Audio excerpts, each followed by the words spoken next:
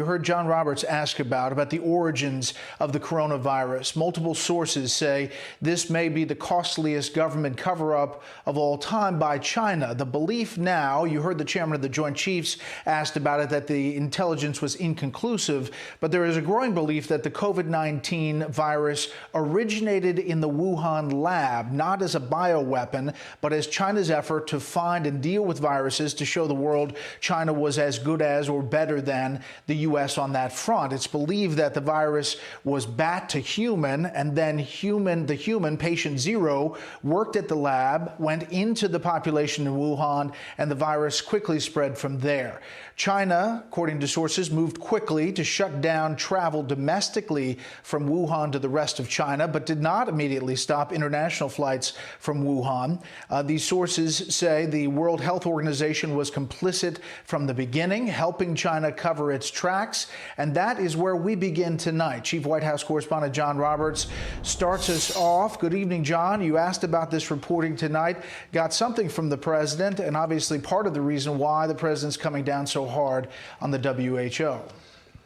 Yeah, there certainly has been a real change in tone from back in early February when the president described the WHO as some of the best and the brightest. Clearly, as this information begins to develop and is beginning to gain more traction now among U.S. officials, the president is changing his mind not only about the WHO, but about what happened in China. I asked him directly the information that you and I had discussed earlier today.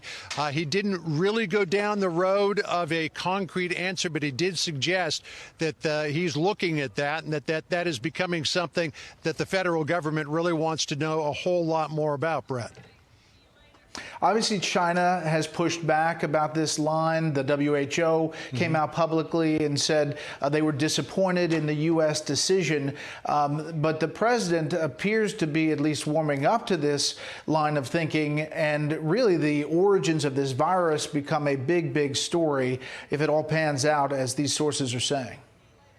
Yeah, there's no question about that. And that's why I asked the president the follow-up, because he speaks to President Xi on many, many different occasions. He says he's got a great relationship with him. So I asked the president if in any of the conversations that he has had in recent months with President Xi, or even going back a couple of years, because there is this reporting, which we have confirmed now, that officials from the U.S. Embassy in Beijing visited this virology lab, the Wuhan Institute of Virology, and were concerned enough about a lack of safety protocols there that they cabled back to the State Department that something should happen on this front to tighten up those security protocols. That's why I asked the president if he ever spoke to President Xi about that. The president said, I'm not going to tell you what I told President Xi or talked to him about in regard to the laboratory, but it does sort of indicate that there may have been a conversation there.